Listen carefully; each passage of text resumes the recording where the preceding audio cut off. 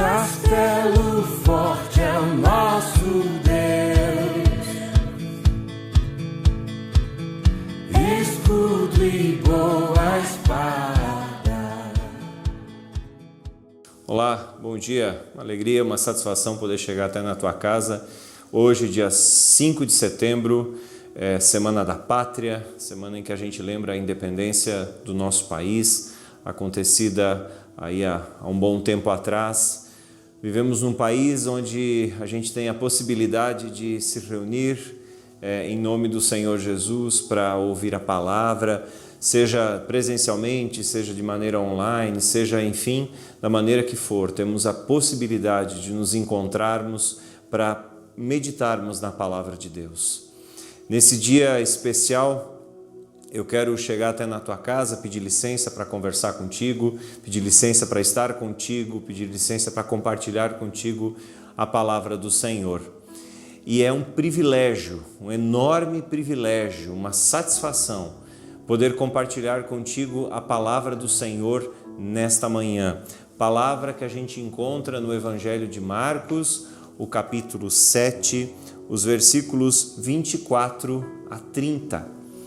Que dizem assim: Jesus saiu daquele lugar e foi para os arredores de Tiro e de Sidom.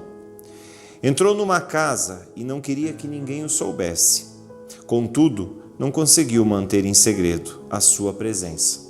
De fato, logo que ouviu falar dele, certa mulher, cuja filha estava com um espírito imundo, veio e lançou-se aos seus pés. A mulher era grega, cirofenícia de origem, e rogava a Jesus que expulsasse de sua filha o demônio.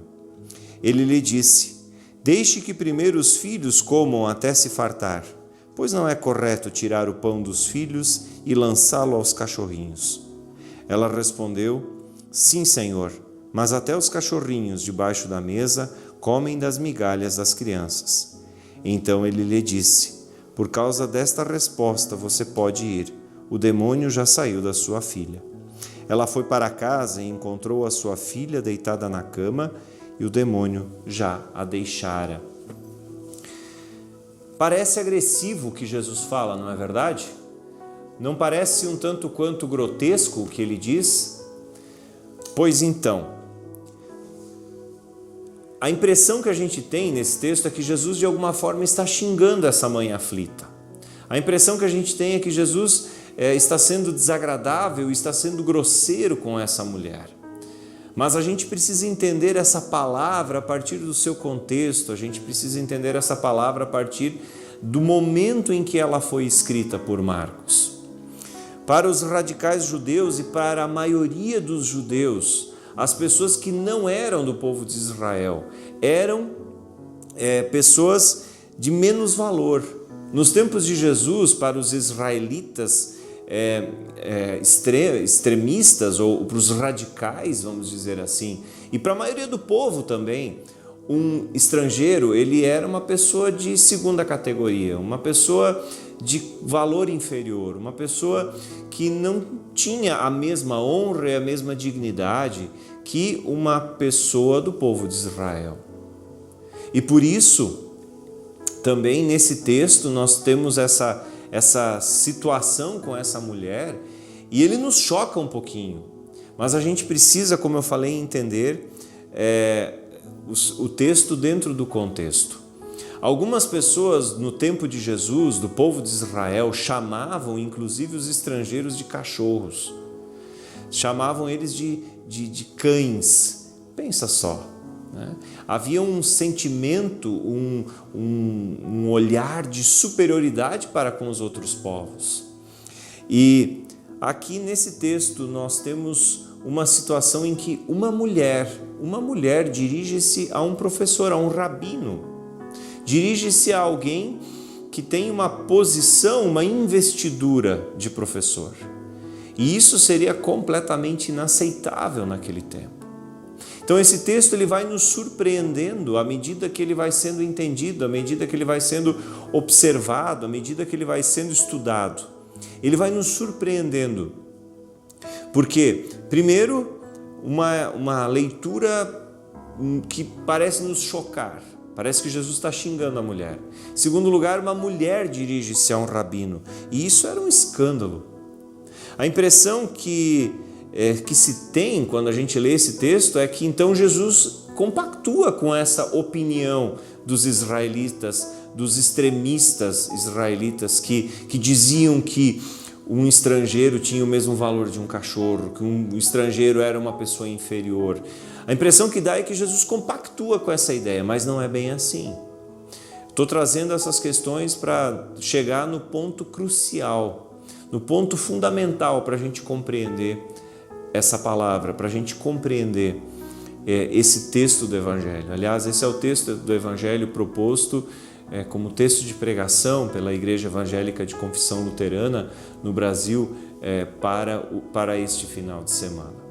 E é um texto complexo de se entender, sim, por isso a gente precisa compreender o contexto. Então, voltando, a impressão que dá é que Jesus meio que está compactuando com essa ideia, com essa filosofia, com esse pensamento reinante naquele tempo. Mas tem um detalhe do estudo da Sagrada Escritura, do assim chamado estudo exegético, né? A compreensão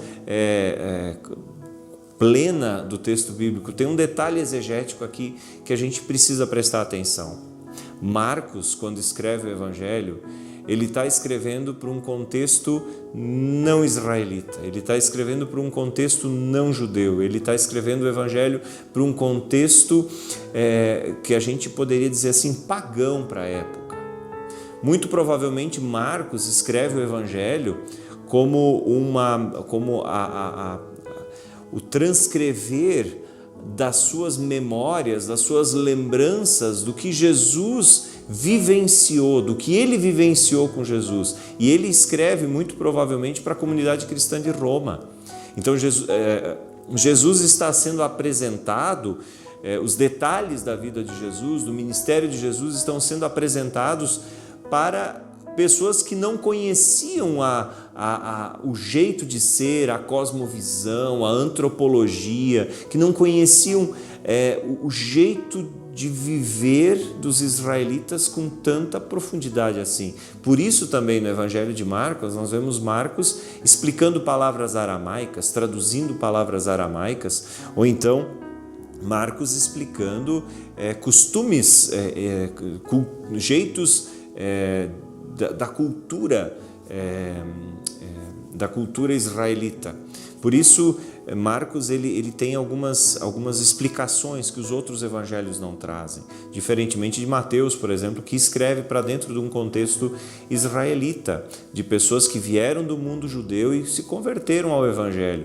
Marcos, por sua vez, apresenta Jesus, ou a narrativa sobre Jesus, as experiências, as memórias que Marcos tem de Jesus, ele apresenta isso para um contexto não judeu. E isso faz toda a diferença. Isso faz toda a diferença. Por quê? Porque Marcos quer trazer ao coração dos cristãos, muito provavelmente de Roma, a mensagem de que eles são amados por Jesus. Por isso Jesus tem um encontro com uma mulher grega de origem sírio-fenícia. Por isso Jesus tem encontros com pessoas estrangeiras no Evangelho de Marcos, justamente para apontar, para sinalizar para esses estrangeiros, para esses não-judeus, para esses cristãos que provêm de uma outra cultura, de uma outra maneira de pensar. Ele vem e apresenta Jesus dessa forma. E por isso também essa história entra para dentro do Evangelho de Marcos, porque ela quer apresentar um Jesus que acolhe estrangeiros na sua família, um Jesus que acolhe estrangeiros no seu reino. Por isso também o título desta mensagem, que tu pudeste conferir aí na abertura no YouTube, Um Reino para Todos, né? Um reino para todos. Então, Marcos quer justamente trazer essa ideia de que no reino de Deus todos são aceitos, todos são acolhidos. Por isso também, nessa história, nós vemos uma mulher sírio-fenícia, uma mulher grega, que vem ter com Jesus e lhe apresenta uma demanda, lhe apresenta uma situação, lhe apresenta uma necessidade, lhe apresenta a sua angústia, e essa mulher é atendida por Jesus. Muito bem. Mas por que então surge dentro do jeito de ser israelita esse ar de superioridade? Por que os judeus tornaram-se um povo que se sentia superior aos outros, mais importante que os outros, que se sentia um povo acima dos outros, ou mais valioso aos olhos de Deus do que outros povos? Da onde surge isso? Se Deus cria a humanidade toda, se Deus cria homem e mulher, se Deus cria o ser humano, se Deus cria a vida, se Deus cria todos os povos, por que de repente um povo se acha tão superior ao outro? Isso tem a ver com a aliança que Deus faz com Abrão, lá em Gênesis 12. Lá Deus vem a Abrão e faz uma aliança com ele. Lá Deus vem a ele e faz uma aliança com Abraão. E nessa aliança, Deus promete fazer de Abraão um grande povo. E esse grande povo vem a acontecer de fato, que é o povo de Israel. A história está lá em Gênesis, a gente pode conferir. Tu podes conferir aí na tua Bíblia. Então, Deus faz uma aliança com Abraão. Deus diz, olha, de ti farei uma grande nação. Só que isso por si só não é razão para o povo se achar superior aos outros. Porque o que vem na sequência é que o povo de Israel esqueceu. O que vem na sequência da fala de Deus para Abraão é que deveria fazê-los olhar para os outros povos não com um olhar de superioridade, mas sim com um olhar de igualdade, com um olhar de importância.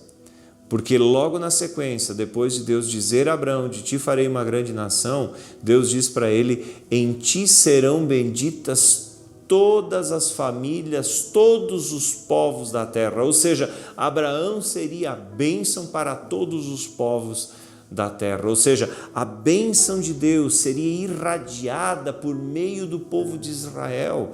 A bênção de Deus seria irradiada por meio desse personagem bíblico, por meio desse homem de Deus chamado Abraão.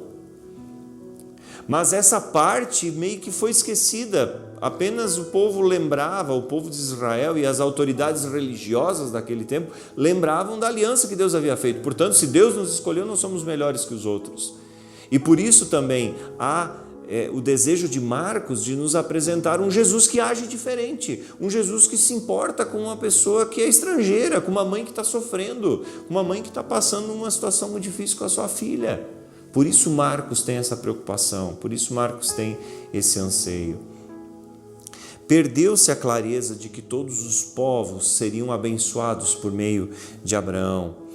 Perdeu-se a clareza de que todos os povos, todas as pessoas, todas as raças, todas as cores de pele são fruto da poderosa, criadora, extraordinária criatividade de Deus. Essa aliança que Deus faz com Abraão, que vai gerar no povo de Israel, gera nos israelitas um orgulho que faz eles esquecerem que também pessoas fenícias, que também pessoas gregas, que também babilônios, que também cartaginenses e outros povos mais, né? Moabitas, amonitas, enfim, todos os outros povos mais, ismaelitas, que também eles são fruto da criação de Deus. Então, o que tem por trás desse texto de Marcos, para a gente entender o que Jesus está querendo dizer aqui e o que Marcos quer nos falar sobre Jesus, é tudo isso. É a ideia que se perdeu de que através de Abraão Deus queria abençoar todos os povos da terra e não excluir pessoas. Mas por que chega nesse ponto? Porque a religiosidade, por si só, ela distorce a verdade. A religiosidade não necessariamente transmite a verdade. A religiosidade não necessariamente se alimenta da verdade. A religiosidade não necessariamente ela nutre a verdade. A religiosidade faz mal quando dissociada da fonte do amor do Evangelho de Jesus. Nunca houve e não haverá nenhum argumento legítimo na Sagrada Escritura que possa justificar uma atitude de desprezo para com qualquer povo. Nem judeus podem dizer isso, mesmo que Deus tenha feito com eles uma aliança, mas essa aliança seria uma aliança abençoadora para os outros povos da terra. Por isso, nós precisamos entender e compreender a palavra dentro do seu contexto. A palavra dentro do seu contexto. O ser humano, porque se afastou de Deus, o ser humano, porque acabou indo para longe de Deus, acaba recebendo a condição de pecador. E o povo de Israel também estava na condição de pecador. Muito embora Deus tenha feito com ele uma aliança, é verdade, lá em Gênesis 12, mas antes de Gênesis 12 nós temos o episódio de Gênesis 3, onde o pecado entra para dentro da história humana. E essa aliança que Deus faz com Abraão, ela acaba sendo distorcida e sendo vivida pela metade apenas. Por quê? Porque Gênesis 3 está presente. E Gênesis 3, que é quando o ser humano se afasta de Deus, o ser humano vai para longe de Deus, o ser humano decide seguir os seus próprios caminhos, sem Deus. Então, o ser humano começa a fazer o que os israelitas fizeram com o passar do tempo. O que era uma aliança de abençoar pessoas, abençoar outros povos, torna-se uma aliança meio que egoísta, onde apenas o nosso povo tem valor, onde apenas o nosso povo é importante e todos os demais são cachorros, são cachorrinhos. E aí nós chegamos na questão que precisa ser abordada. Jesus vem justamente para quebrar essa ideia. Jesus vem justamente para quebrar essa ideia. Ao olhar de um rabino ortodoxo, ou seja, alguém que seguia ao pé da letra toda a religiosidade israelita, o que Jesus está fazendo é um completo absurdo. Mas Jesus, em primeiro lugar, se importa com aquela mulher.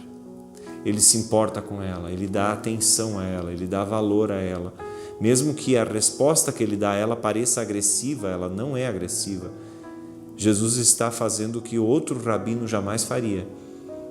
Jesus ouve essa mulher. Jesus se importa. Aliás, Jesus está hospedado em terra estrangeira. Começa por aí. Começa por aí. Então, toda essa ideia que foi construída pela maneira de pensar distorcida dos israelitas, de repente é confrontada com a ação de Jesus, onde Jesus se importa com uma mulher cirofenícia, uma pagã, uma estrangeira, alguém que era olhado com desprezo, com desvalor, com discriminação pela maioria absoluta dos israelitas. Jesus vem e bate de frente nisso e ele se importa com essa mulher. Ele ouve essa mulher. Jesus está em terra estrangeira e Jesus então tem um diálogo com essa mulher. E aqui nós queremos voltar ao texto. Aqui nós queremos voltar ao texto. Por que será que então Jesus responde com tanta ou uma aparente grosseria para com essa mãe em desespero? Por que será que Jesus parece que de alguma forma está meio que sendo agressivo com essa mãe? Primeira coisa, nós temos que entender, Jesus sabia já antecipadamente que ele seria procurado por uma mãe em desespero. Jesus é onisciente, ou seja, ele sabe todas as coisas. E portanto, quando essa mãe vem até Jesus, ela vem com fé, ela vem com convicção, ela vem com a absoluta certeza de que em Jesus ela encontrará ajuda. Mesmo que talvez ela venha meio duvidosa, mas ela vai a Jesus. O que move ela a ir a Jesus é a sua fé. E Jesus sabe disso. E Jesus então, quando ele diz àquela mãe que não é justo pegar o pão da mesa, tirar dos filhos e dar aos cachorrinhos, Jesus aparentemente está usando uma expressão de ternura. Por que Jesus não utiliza aos cães, mas sim cachorrinhos? Porque cachorrinhos vivem na casa. Cachorrinhos são os animais dóceis que vivem na casa da gente. Um cachorro é um um bicho que vive na rua, na casa do vizinho. Mas o cachorrinho tem um certo afeto, tem uma certa ternura nisso tudo. Então, de alguma forma, Jesus está sendo terno com essa mulher e está trazendo ao coração dela a certeza e a convicção de que ela será acolhida e de que ela é bem-vinda. Estranho para nós, né? Mas não para as pessoas daquele tempo. Quando essa mulher ouve isso, ela não está se sentindo ofendida. Ela sabe que para os israelitas ela é considerada alguém sem valor. E quando ela escuta Jesus falando em cachorrinho, ela de alguma forma está percebendo a ternura do acolhimento. Ela está de alguma forma percebendo a ternura com a qual ela é acolhida por Jesus. Para nós isso continua soando estranho, porque é uma outra cultura, é um outro jeito de viver e de pensar e de nos relacionarmos. Mas para aquela mulher não. Ela sabe exatamente que naquele momento ela está sendo acolhida e ela sabe exatamente também qual é a resposta que ela vai dar. Ela diz: sim, Senhor, é verdade o que tu falas, mas os cachorrinhos se alimentam das migalhas que caem da mesa dos seus donos. Com isso ela está dizendo: Senhor, eu sei da minha condição, eu sei como as pessoas me olham, eu sei que eu não sou do povo eleito, eu sei que eu não sou do povo da aliança, eu sei de tudo isso, mas eu sei também que tu podes me dar uma migalha, e tu me dando uma migalha eu já estou satisfeita. E diante dessa postura de fé dessa mulher, Jesus a despede dizendo: vai, porque a tua filha já está liberta do espírito maligno, já está liberta do mal que afligia essa menina. Vai, porque está tudo bem de novo. Queridos, deixando todas as questões mais exegéticas de lado agora, olhando mais especificamente para a nossa realidade, o que esse texto quer nos trazer? Olha, às vezes nós somos, às vezes não, mas quem sabe sempre também nós, quando eu falo nós, eu estou falando do povo em geral, nós também somos como os israelitas. Nós categorizamos pessoas, nós damos mais valor a um, menos valor a outro, mais dignidade e honra a um, mais inferioridade e indignidade ao outro. Nós julgamos e categorizamos pessoas na nossa sociedade brasileira, não por serem talvez estrangeiros, mas por se portarem de um jeito que eu não concorde, por serem parte de uma tribo que talvez eu não concorde. Nós dividimos a sociedade brasileira em tribos.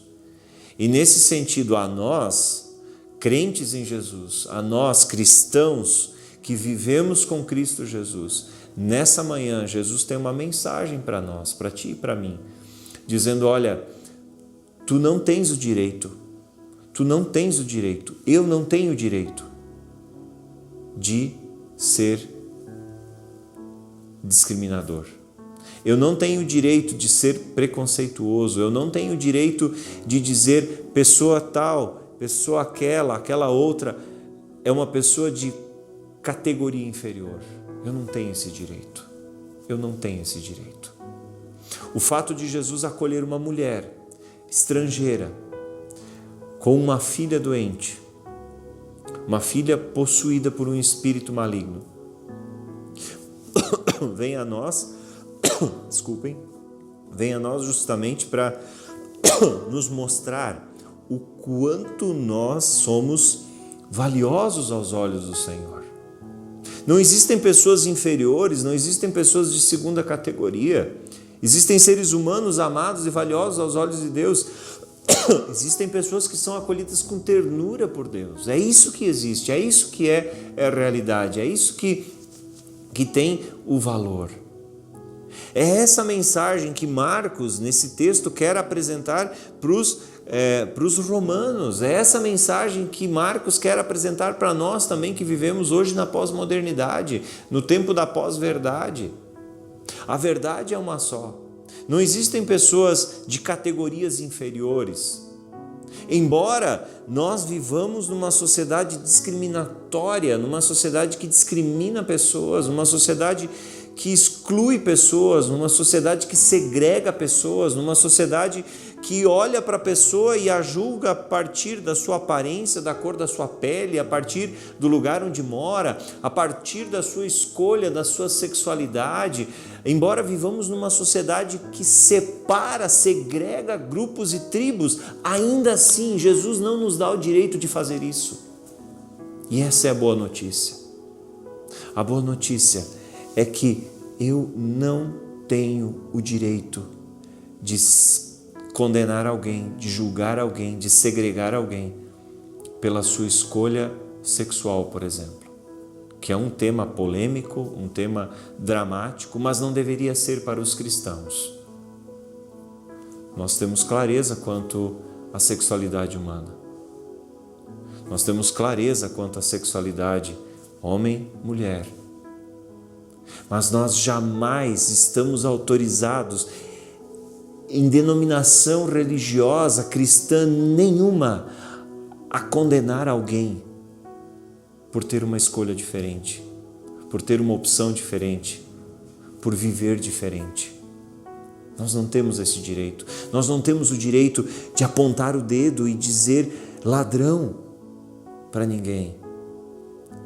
A justiça, sim, deveria ter esse papel de acusar, de condenar, de trazer os fatos à clareza dos fatos. Mas nós não temos o direito de desprezar ninguém. Nós vivemos num país que por 300 anos recebeu pessoas cativas, escravizadas na sua terra de origem, na África. Trouxemos por 300 anos pessoas para cá, para fazerem um serviço que os brancos não queriam fazer. E ainda hoje essas pessoas são marginalizadas, essas pessoas são tratadas com desprezo, são tratadas como seres de segunda classe. Quero recomendar a leitura dos livros do Laurentino Gomes, Escravidão. Saiu o volume 1 e saiu já o volume 2 também. Leia para conhecer um pouco do drama que foi a escravidão no Brasil. O país que tem a maior comunidade negra fora da África. E a gente não pode simplesmente passar por isso sem reconhecer que no passado a igreja brasileira, no passado as comunidades cristãs brasileiras trataram isso com desdém, como se não fosse nada.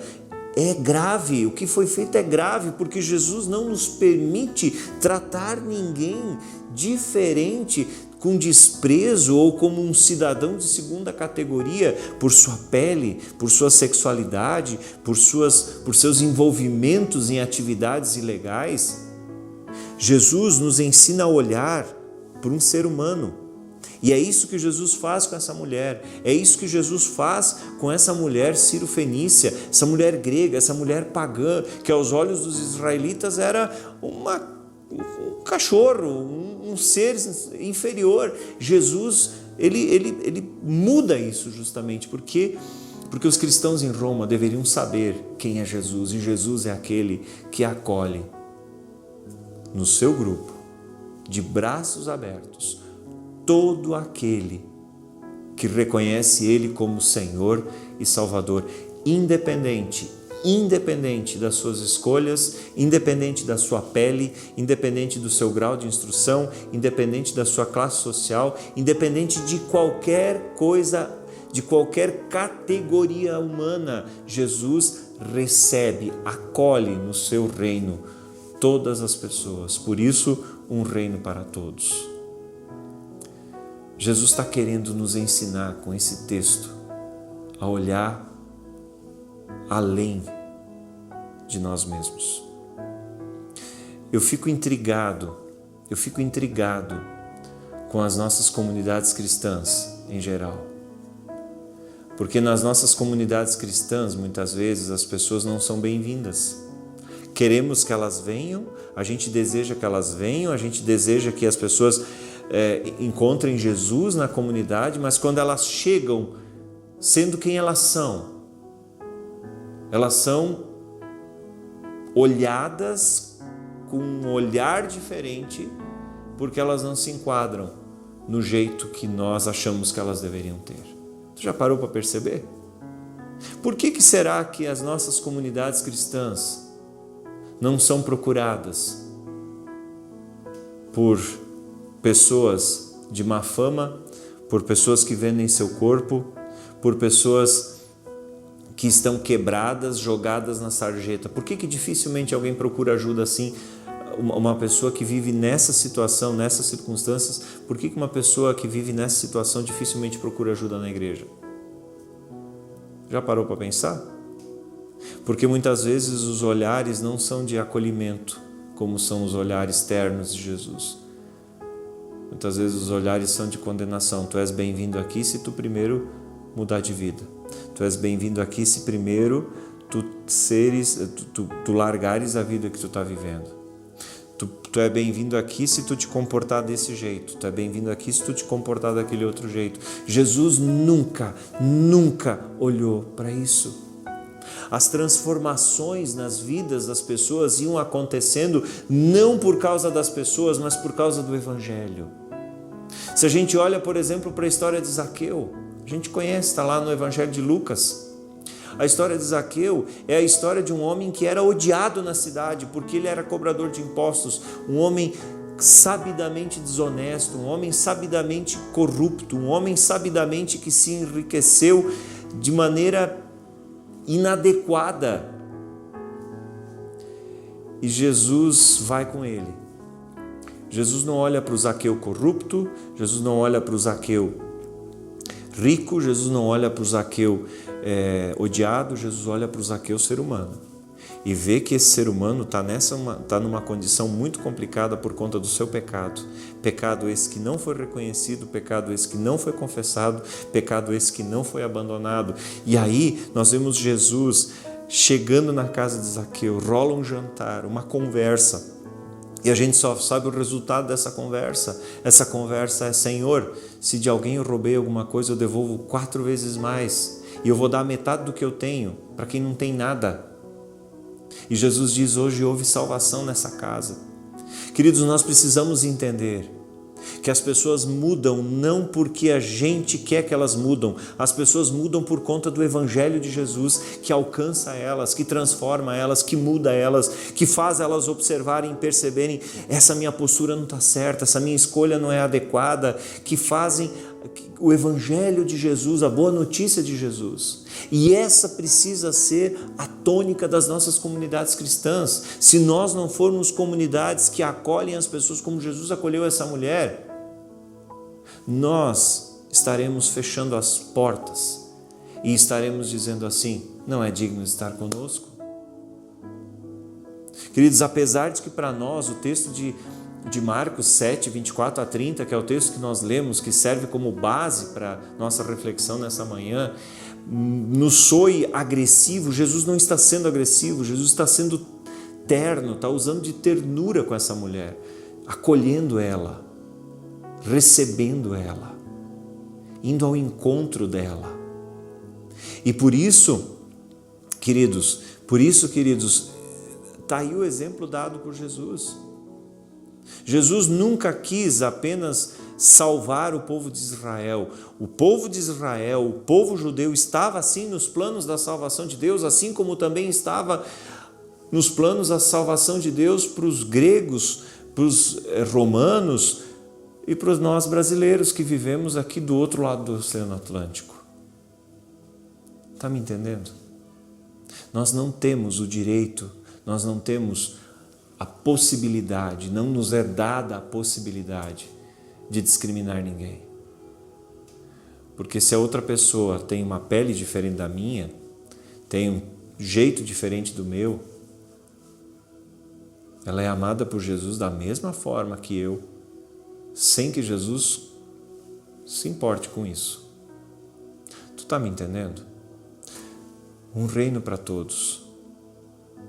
Em Jesus tem um reino onde todos são bem-vindos, onde eu não preciso mudar para ser bem-vindo, onde eu não preciso agir dessa forma para ser bem-vindo, eu posso chegar sendo quem eu sou, com a minha história, com as minhas características. E à medida que eu vou convivendo com Jesus, à medida que eu vou convivendo em contato com esse Salvador amoroso, Jesus Cristo, as transformações vão acontecendo. Nossas igrejas deveriam ser lugares onde os cristãos desesperadamente, onde os cristãos acolhem aqueles que chegam desesperados, onde aqueles que já estiveram numa situação de desespero acolham quem está chegando desesperado e diga: calma, tu é valioso, tu é precioso, tem alguém que te ama, Jesus. Mas antes de Jesus fazer com que essa pessoa se sinta amada, a mim cabe amar essa pessoa. E aí está o grande detalhe. Eu preciso entender que o meu papel enquanto cristão nesse mundo não é outro a não ser amar o próximo. Amar e transmitir o amor de Jesus para o próximo. Acolher o pecador quebrado, arrebentado, frustrado, decepcionado, acolher esse alguém e dizer assim: fica frio, eu te amo apesar disso e eu quero te apresentar quem mudou a minha vida, quem mudou a minha história. Mas infelizmente nós estamos cada vez mais, como igreja evangélica brasileira, como igreja cristã brasileira, nós estamos entrincheirados. Pessoas de tal grupo são detestadas, pessoas de tal grupo são detestadas, pessoas que pensam dessa forma são detestadas, pessoas que são dessa orientação são detestadas e nós vamos nos detestando. Ei, onde é que nós estamos? O Evangelho de Jesus não me permite isso, o Evangelho de Jesus me chama justamente para ir ao encontro do quebrado e dizer assim: eu não posso mudar a tua vida, cara, mas Jesus pode, assim como Ele mudou a minha. Está me entendendo, querido? Jesus ama a tua vida. Jesus ama a tua família. Jesus ama teus filhos. Jesus ama o pior dos marginais, da mesma forma como Ele ama a tua vida, como Ele ama a mim. E nós precisamos entender que nós não temos o direito de categorizar pessoas, de inferiorizar pessoas e de exaltar outras. Nós não temos o direito. Ao meu lado está um semelhante a mim que vive na condição de pecador. É isso que nós somos. É isso que nós somos. Talvez o fato de eu ter sido alcançado pelo Evangelho de Jesus há muito tempo atrás me impediu de experimentar coisas que Ele está experimentando, que o meu próximo, que o meu semelhante está experimentando, porque ele ainda não conheceu o Evangelho transformador de Jesus. E por isso que ele está nessa situação. É por isso que ele está perdido, fazendo escolhas equivocadas. É por isso que ele está envolvido com coisas que não são legais. Porque ele talvez não conheceu o Evangelho, o Jesus amoroso, bondoso, que me acolheu há muito tempo atrás e que me fez entender que Ele tem um plano para a minha vida. A igreja evangélica brasileira, a igreja cristã brasileira, está andando por caminhos perigosos quando ela começa a militar por grupos. Ela perde a sua capacidade de influenciar quando ela começa a militar por grupos. Porque quando eu milito por um grupo, automaticamente eu começo a desprezar o outro. Não é por aí. A razão de ser da igreja é ser um arauto, ser um propagador do Jesus que ama. E esse Jesus que ama só vai ser vivido e experimentado pelo mundo quando eu deixar de categorizar pessoas, de partidarizar a sociedade, de colocar pessoas em tribos e dizer com aqueles ali eu não quero nada. O Evangelho é muito mais amplo, o Evangelho é muito mais profundo, o Evangelho é muito mais simples. do que muitas vezes a religiosidade faz. E a religiosidade tem feito muito mal para a sociedade brasileira. Porque a religiosidade nos faz achar que para poder ser da igreja, a minha vida tem que estar certinha. E é bem o contrário. É no convívio com Jesus e com a sua igreja que minha vida vai tomando novos rumos. Não porque pessoas querem, porque o Evangelho faz isso comigo. Queridos, eu quero encerrar essa reflexão nessa manhã. Quero encerrar essa meditação nessa manhã, te dizendo que Jesus quer mudar a tua vida e te fazer olhar para todos com amor e bondade. Que Deus te ajude, que Deus te abençoe e que o Evangelho seja o que faz a diferença na vida das pessoas, na tua e na minha, e que o Evangelho transforme o mundo,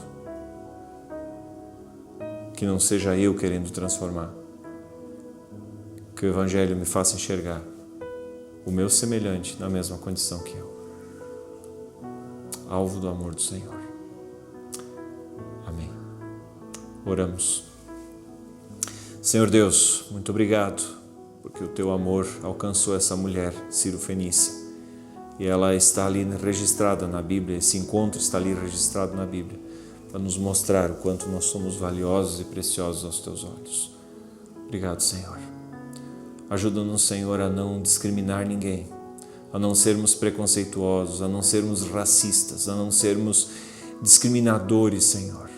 Ajuda-nos a olhar para o nosso semelhante e ver ali alguém que foi maravilhosamente bem criado por Ti, que talvez fez escolhas erradas, é verdade, mas não cabe a nós apontar as escolhas erradas, cabe apenas ao Evangelho de Jesus, o Teu Evangelho, a Tua boa notícia, indicar para essa pessoa as mudanças que precisam acontecer. Senhor, fica conosco, nos abençoa e nos ajuda. Assim nós oramos no nome do Senhor Jesus. Amém. Que a bênção de Deus, o Todo-Poderoso, Pai, Filho e Espírito Santo esteja contigo e te acompanhe por onde quer que tu fores. Que Deus esteja contigo. Um forte e caloroso abraço. Cuide-se e que a paz do Senhor esteja contigo. Até domingo que vem.